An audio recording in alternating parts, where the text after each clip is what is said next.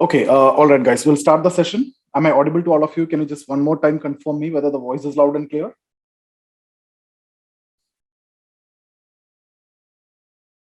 Yes, okay. Okay, guys, all right. So we will start the session. There was some technical glitch here. That's the reason why there's 10-minute delay. Anyway, we will start the session and we have done with all the theories in Marx, right? So we started off with historical materialism. We have discussed about class and class struggle, and we have completed alienation also. Now, in this session, what we're going to do is we will be going for the critical analysis, okay? And what I'll do is I'll also discuss about this concept of dialectical materialism, which I have discussed when we discussed about the theory of mode of production. So here, the way I'm going to discuss dialectical materialism is not what we have discussed exactly, but the same as the concept. Here, I'll discuss that in terms of three rules, which has been given by Frederick Engels, has been drawn from Marxian writing. So we have also drawn from Marxian writing and understood what exactly is dialectical materialism. We have understood what is dialectics, exactly like what Hegel discussed, right? And then we have also understood dialectical idealism, the concept given by Hegel, and what the modification done by Marx also we have seen. He have changed the dialectical idealism to dialectical materialism. And then there are some three important principles that you need to write when you're writing the answer, rather than just talking about this dialectical idealism, dialectics, or the contradictions and the changes. We will be writing that in terms of three rules, which has been given by Frederick Engels, drawing from Marxian writings. So that will be more authentic rather than you writing from your side, drawing from Marxian analysis, right? So that I will do. But before that, we will go for the critical analysis part. And any one of you want to explain the theory that we have done last session, the theory of alienation? Can anyone do that? If you want to, you can quickly do that.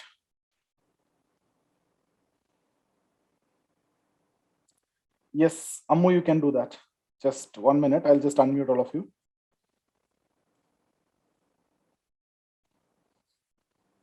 Yes, sir. The theory of alienation, quickly discuss the definition, and then later understanding that we have discussed according to Marx, and then come to capitalism and the four different types of alienation, then discuss about concept of de-alienation. Okay. Okay. Alienation means separation from or powerlessness experienced by a person in society or in any situation. Then for Marx, alienation in workplace is more important because according to Marx, the entire superstructure is shaped by economic infrastructure. So if there is any alienation experienced in workplace, that can reflect in all other situation also. Yeah, okay, that is perfect. But one more thing, it is not only separation from, the literal meaning is separation from, and the definition which has been discussed is it's a feeling of estrangement, disenchantment, which is experienced from a group of people or from a situation or even from society. And then we've also discussed that in terms of powerlessness, isolation, meaninglessness, everything could be treated as alienation. Though you may be alienated in different social institutions, but alienation at the workplace is more important. And the reason is what you have just explained. Okay, then. Okay, then causes of alienation. Firstly, Marx says that if one cannot express any object in the society as his own creativity, then he is alienated from that object. Then, according to Marx, creativity is of three forms, that is production, belongingness, sense of control. Then he spoke about hindrances of creativity that exist in different modes of production. That is in ancient mode of production. Just leave that ancient, feudal, these are the little small hindrances are there, but the maximum was coming in capitalism. Capitalism. In terms of exploitation and everything. So capitalism, alienation will reach us at its peak, right? Alienation is very less in primitive, start increasing in ancient, further in feudal, reaches at its peak in capitalism, and then further it will reduce in socialism before ends in communism. Okay. Now within a particular mode of production also, alienation will increase. Why? Because of gradual quantitative advancements in terms of the way the method of production is changing, the process of production is changing, or the development of forces of production. Now, alienation in capitalism, because of its specific way the production has been undertaken, there are four different types of alienation. Yes. Yeah. The four different type of alienation is alienation from the process of production. That is here in capitalism, the process of production is mainly based on machines and like factory system. It is So already the workers defined. have Okay, no yeah. need of explanation. Okay, then alienation from the product. Product. Should I explain that? No need. Okay, product is very important that we can explain. Yeah. That's where we have explained about this fetishism of commodities. Okay. Yeah. Here the product became superior to the worker. Means after the production process, the workers have no control over the product, and even he has to purchase for it. If, for his requirements, he has to purchase it. So he'll be alienated from the product also. So that is alienation from product, and then comes alienation from fellow workers. Because in capitalism, workers compartmentalized. That is, the workers have been assigned with certain works, so they have no time to spend with the co-workers, so they are alienated from the co-workers also. Then comes self-alienation. Self-alienation means here the worker is not really interested in the work he's doing, rather he is compulsorily doing it for his survival. So in a way we can say that he is alienated from himself. Then we talked about de-alienation. De-alienation is something that Marx brought as a solution to the problem of alienation. And he says that the change in whole production process can reduce alienation. And he says that alienation can be completely ended in communism. Communism. Okay, that's it. And in communism, total man will be achieved, and everybody will be free in all sense. And instead of social being will be there in communism. Okay, so that's when he discussed about the concept of total man. If possible, if you have time and if you have space available, you can just mention that statement which I have given also. And then one more point which we missed out, that you missed out, which is very important, is in capitalism, even the capitalist is also alienated because his ideas are also shaped by the system, and it is not his own ideas and thoughts. Okay. Yeah. So guys, that's it. And I hope all of you are clear with the theory of alienation. Very simple theory. If the question is asked, it's a must attempt question. They will be asking you in terms of statements, and I've given you the way, where you need to incorporate all those statements in different situations. Okay. Guys, there is a question here. Okay. So here in this session, we will have to look for critical analysis. So let's start with the critical analysis.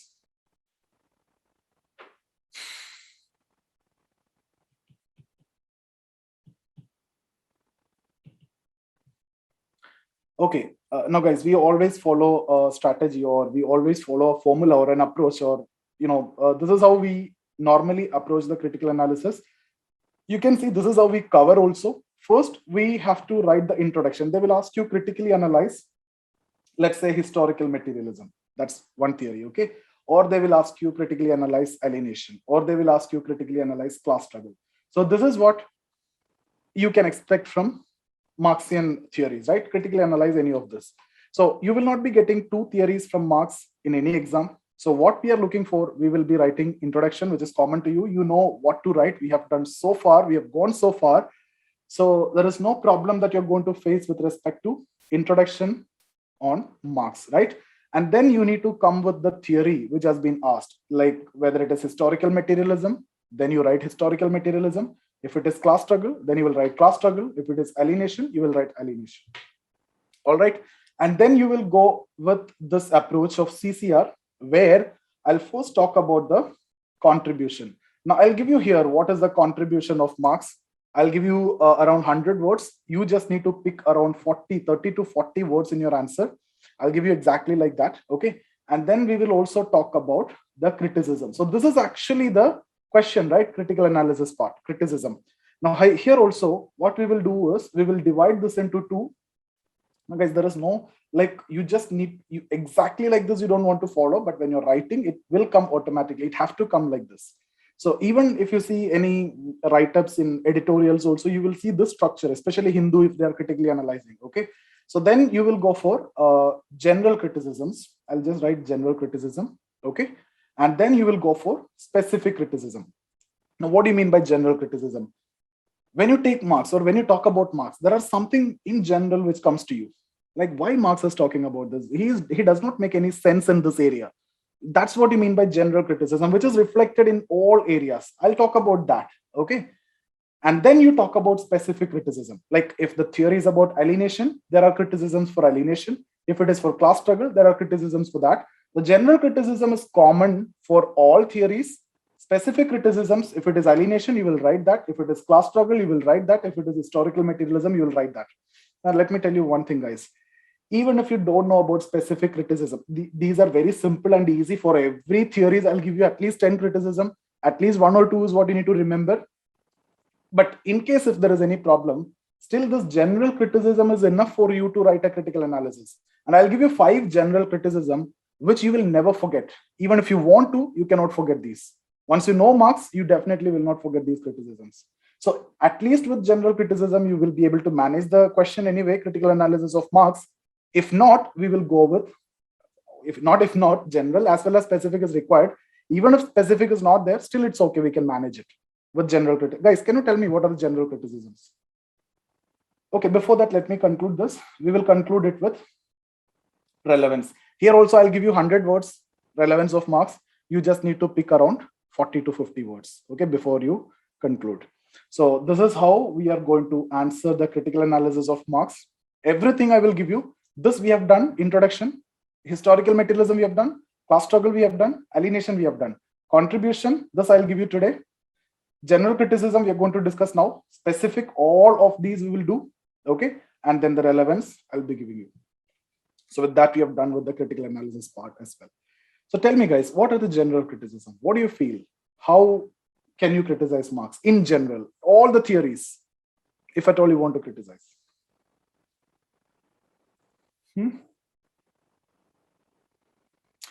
Firstly, you can see Marx is considered as a reductionist. Marx is understood as a reductionist. Why?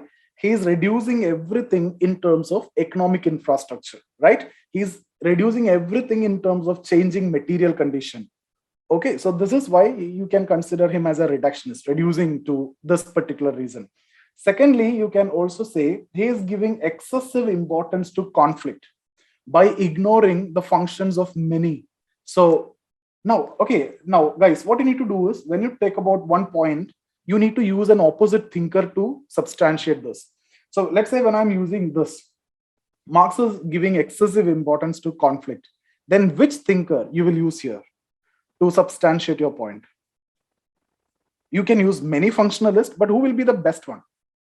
Durkheim, right? So you will be able to use Durkheim, and you can say that according to Durkheim, these many social institutions which are existing are providing some vital functions. For example, Marx consider religion as opium of masses.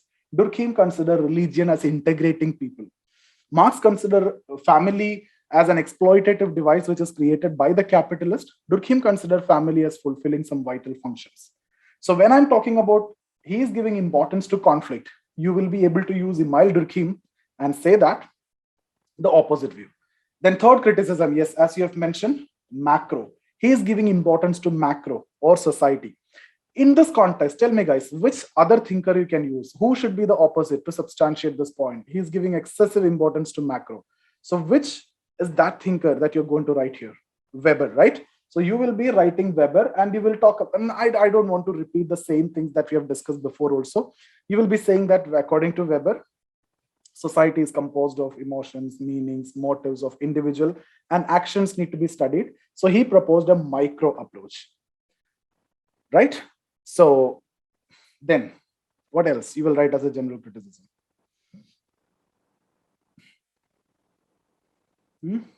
What else you can write? He's giving importance to what? Economic infrastructure, right? He's giving importance to economic infrastructure. But nowadays, you can see that superstructural elements are also playing huge role, especially in the IT-based society. Even the ideas of individual can transform the society. Okay, the ideas of individual, like Facebook is an idea of individual, which can transform society. That means you can, if you want, you can use Hegel here. Yeah, utopian concept is general. And his theory, you are saying that it is universally applicable. In fact, this is not universally applicable. The class polarization thing is a specific one which you can write in the class struggle, or even if you want, you can write here also that class polarization, which has never happened. It is middle class is getting accumulated, but that is more of a specific criticism. In fact, you can use as general also. His concept of communism is a utopian concept. It will never come into existence.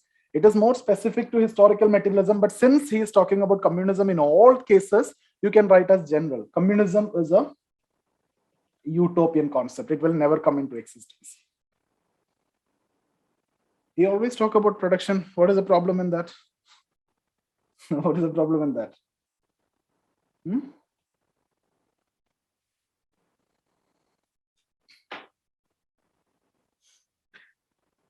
Okay, so these are the general criticisms, and this is enough. Now, what specific we need now to answer any question? We just need 2 from alienation, 2 from class struggle, and 2 from historical materialism. What I do is I'll give you around 10 from here, 10 from here, 10 from here. You just need to remember only 2.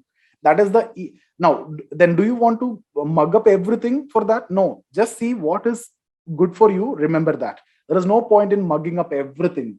Once you know this is a demand, this is what I need, what is the point in wasting your time and energy? If you know this much, we just need 2 to substantiate other 2 specific criticisms for you. You refer to the books, you will find so many, even hundreds of criticism I can make from this. Why? Hundreds of thinkers will talk about different things in their language. All these are criticisms. Do we need that? No, we just need now 2 or 3. Do we need to remember the thinkers in that context? No. Why? Because we got Durkheim and Weber already. And if you're using this utopian concept, you can even use Dahrendorf, or class polarization, you can use Weber or Dahrendorf. Okay. Now, guys, let me tell you one more thing. There is a concept of decomposition of capital. Now, if you're reading that, what do you mean by decomposition of capital? It is not the capitalist who is investing completely. Now, there is a decomposition. That means, especially because of this new setup, new economic system, there are a lot of shareholders in the company. And mostly, if you see, shareholders are the workers of the company. For example, there are many who might be working in SBI. All these employees might be holding the share of SBI, yes or no? So, do you think this worker have a contradictory interest now? When you have the share of SBI, what does that mean when you hold the share of SBI? To the extent you hold a share of a company, you are the owner of the company. So when you hold the share, you are a worker. Do you have a contradictory interest now? Is there any antagonist relation or cooperation now? No. What is your wish also? The company have to make profit. So if the company is making profit, your share price, let's say if it is 100 rupee, it will increase. Okay. At the same time, you will also get dividend. So who's getting advantage? The worker is also getting advantage. So there is no contradictory interest now because of decomposition of capital. So it is not the capitalists who control everything. Now, even the workers also have an interest in the growth of the company. You got my point? So there's a criticism which has been given by Dahrendorf, decomposition of capital. I'll be talking about that later. All right. So contribution. What is the contribution? Everything you see is a contribution, right? That conflict perspective itself is a great contribution because now it is giving a two-sided view of reality. One line, if I need to write relevance, what you will write? Till the time poverty and exploitation is there, Marx and Marxian concepts are relevant. Right? Marx, you can love Marx, you can hate Marx, but you can never ignore Marx. You cannot ignore the questions raised by Marx at any point of time. Simple, till the time poverty and exploitation of man by man is there. All these welfare policies and legislations, all these international labor organizations and everything, why? It is because of Marxian concerns and writing. And there is a very famous saying, in a way, Marx has saved capitalism. How Marx has saved capitalism? Marx talked like this about capitalism, and Marx highlighted what is actually going to happen in the future. So the capitalism and the capitalist have modified in itself. They have given a lot of benefits to the workers, the education for the children, healthcare, insurance, and leisures, right? All these tourism package and everything, right? All these given to the workers. So in fact, nowadays capitalism have more modified. Now it's not like you are alienated. It is like fun to go for work. At least in some companies, right? So in a way, Marx has saved capitalism. So let's go with the PDF, and I'll explain this critical analysis part. Okay.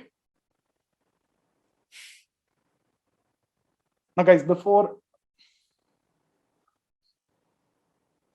I move with the critical analysis part, let me complete this dialectical materialism. So what you need to write if the question is asked, these are the three laws: law of unity and conflict of opposite. It is nothing but the antagonist cooperation. I'll discuss this in detail.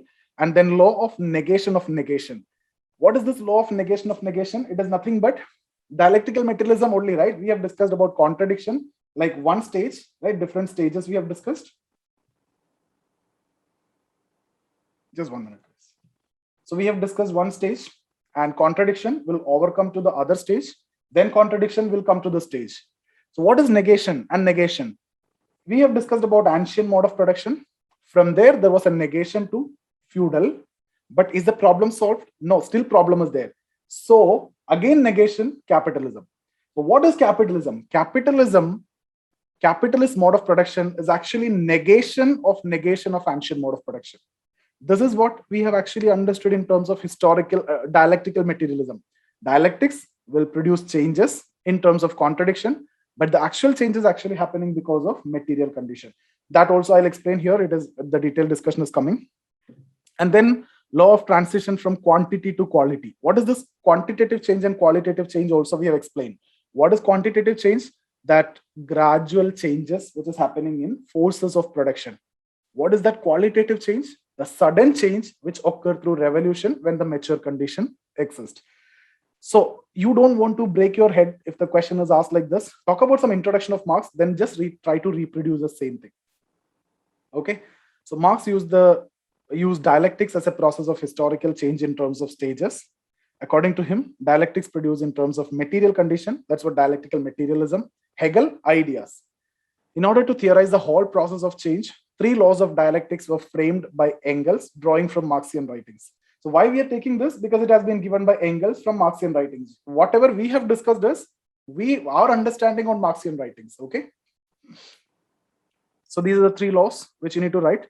The statements also I have given for each law, like there are internal sides, tendencies, forces of object or phenomena which are mutually exclusive but at the same time presuppose each other. It shows that antagonist cooperation. According to this statement, internal contradictions are present in society and are based on their conflictual nature. These internal